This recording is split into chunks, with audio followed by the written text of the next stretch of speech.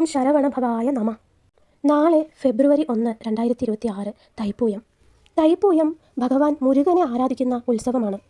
പണ്ടുകാലത്ത് സൂരപത്മൻ എന്ന അത്യന്തം ശക്തിയുള്ള അസുരൻ ദേവന്മാരെ ഉപദ്രവിച്ചിരുന്നു. ദേവന്മാർക്ക് അവനെ തോൽപ്പിക്കാൻ കഴിയാതായപ്പോൾ അവർ ശിവനെയും പാർവതിയെയും പ്രാർത്ഥിച്ചു. അപ്പോൾ പാർവതി ദേവി തൻ്റെ ശക്തിയുടെ പ്രതീകമായ ഒരു ദിവ്യായുധം തൻ്റെ മകൻ മുരുകന് നൽകി. അതായിരുന്നു വേൽ.